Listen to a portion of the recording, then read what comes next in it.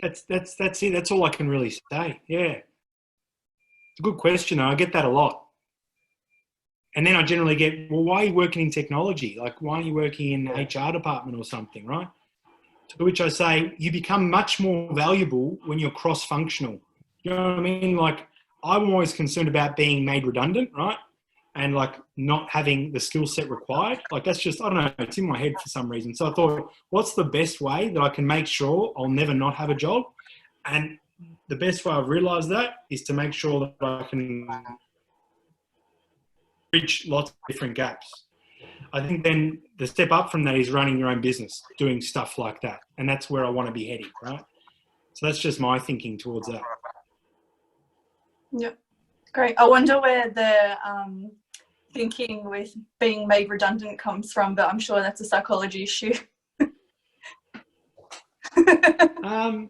I'll be totally honest. You know what? Oh, you it's know not where a it real comes question. from? You don't have to answer it. It can be. No, I can go there. It's all right. But I think I was on an engagement when I was contracting a little while ago, and I don't share this all the time, but I'm happy to share it, where I was actually let go because I wasn't delivering, right? And I share this because, you know, we all make mistakes, right? We all make mistakes and we don't click with people or we don't click with the organisation we're working with. And sometimes you need to make a hard decision about what you need to do. And in this particular instance, it wasn't working, right? So we both mutually, on good terms, parted ways. And that's okay. And I'm fine with that, right? But does it still sort of stay with me a little bit sometimes? Yeah. Does it impact me on a day-to-day basis? No. But it's in the back of my mind saying, you know what? I don't want that to ever happen again. So what am I going to do to make sure that doesn't happen? Interesting. Thanks. I'll let other people ask some questions. No, they're good questions. Thank you. Manzi, you're currently studying. You know, when you hear someone like David talk about, you know, and that fear is real. Like a lot of professionals have that fear, and university students have that fear of not securing a job, right? And you talked about earlier you're looking for opportunities. So, you know, what questions would you ask of David, you know, in a similar field, you know, even trying to find your first opportunity in, you know, related industry? Do you have any questions or thoughts on David to answer for you? Like I was just wondering on what David said, that how human behavior, organizational behavior, psychology and everything is related to, like, you know, I mean, not related to, but getting across to the technology. Because I think when you study organizational behavior or psychology, it's more about human connections.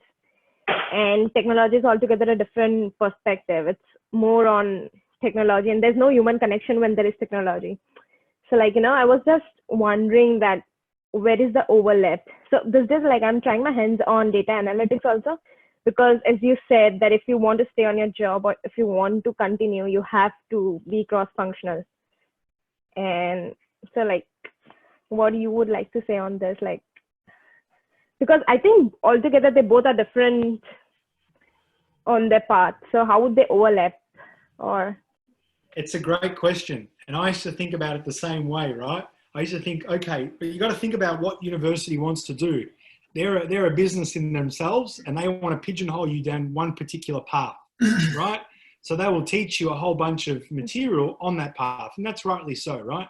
But what's happening is the problems of the future require a different way of solving them. We can't keep solving the problems of the future with what's happened in the past. And we're starting to see that a lot of our courses now are outdated. They're actually not teaching students what they need to be learning for jobs of the future. And that's happening. People are graduating and jobs are being created that haven't even been created when you started studying it, right? So where does that take me in terms of human behavior and psychology? Well, I think there's huge overlap, and I can share lots and lots of examples of where technology and human behavior do overlap, even though you might not be physically there.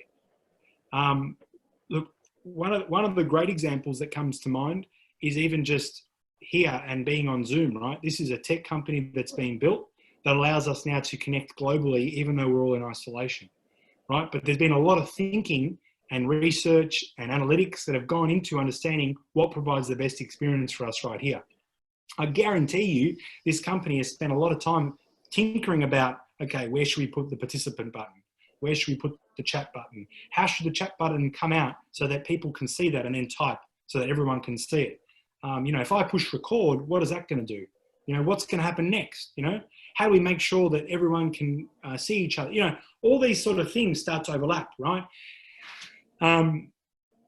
But in saying that, you're right, because everyone has their role to play in that. So like me, for example, I won't be building the website, but I'll be helping the developers understand, for example, what the human side of the technology that they're building is and the implications of that. So you do need to stick to your path, but also understand the other areas that you're working with. And that makes you highly valuable.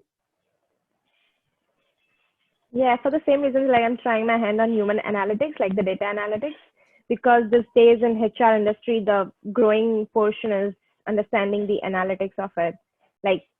So let's see how Do you it know goes. what? That's a really good, I was also interested in that too when I was studying organizational psychology, and I was part of ARI, the Australian Human Resource Institute. And I would go to their conferences and things like that. But at the time, I couldn't afford to go to their conference. So the next best was actually volunteered on their board of